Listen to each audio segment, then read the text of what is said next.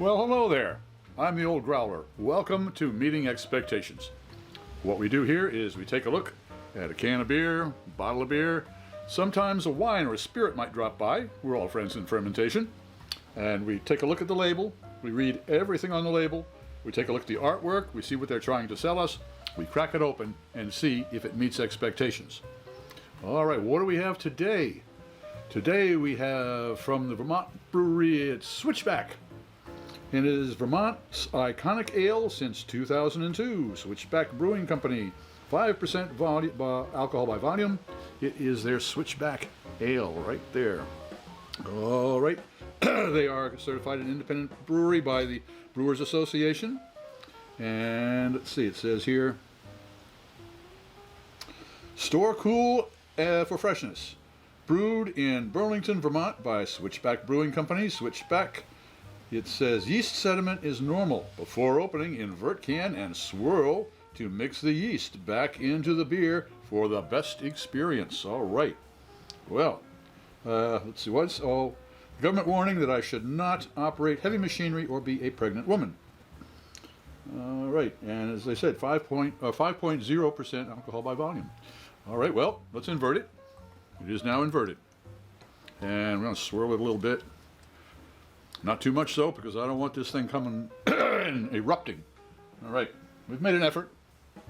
Let's crack it open. Oh, and what am I expecting? Well, right now it's going to be a cloudy beer. Oh, that's for sure, a cloudy ale. Vermont's iconic ale. So it doesn't really tell me much other than that. I'm a big fan of Vermont. Went to school up there. Well, I'm expecting a hazy, very kind of more of a hoppy ale, more of a sharp type of bite to it than a lot of malt, and I'm expecting a really full body on this one, particularly because of the yeast. All right,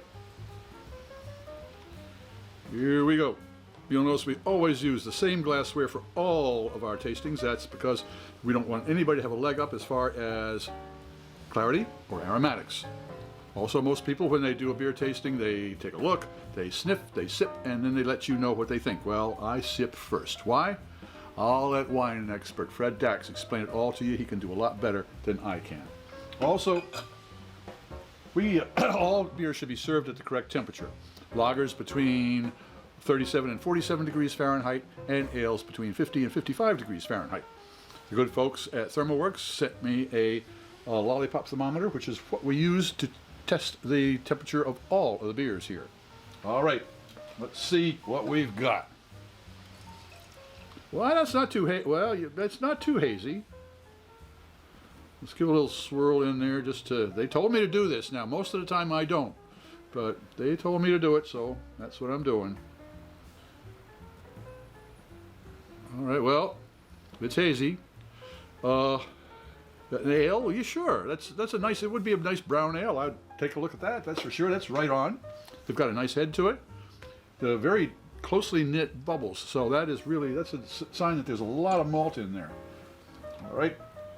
Let's see what the temperature is, and it is 44 degrees Fahrenheit. So it is right on as far as the temperature. So we're at the right temperature. It looks the part. Looks like an ale.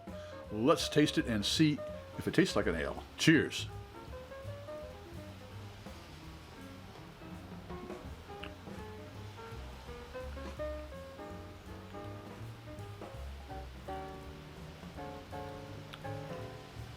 You notice I took 2 sips. That's correct, because it's an early afternoon here in Brooklyn, and I've been working most of the morning, and my taste buds, they always like to take a nap. So they have to be woke. Well, I just woke them. Let's see if they go in with a nosedive for their little olfactory friends. Let's see what they find. All right.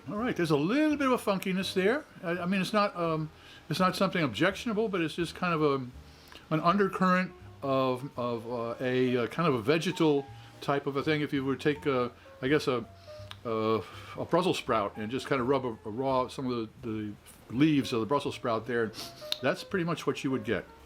All right, Let's see what the taste buds say about that.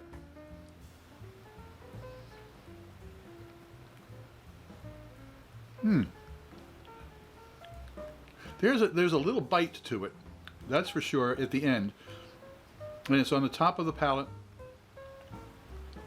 But it comes right out front as well. So it does balance in the back and in the front.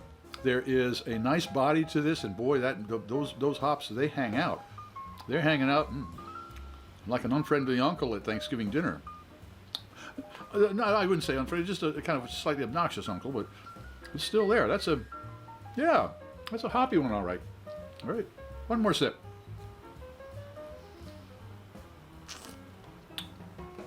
Well, I must say, that is a nicely balanced, but it's got a lot more finish to it than I would expect. But that's not a bad thing. Makes you want to go back for more. So does Switchback Ale meet expectations? It certainly does.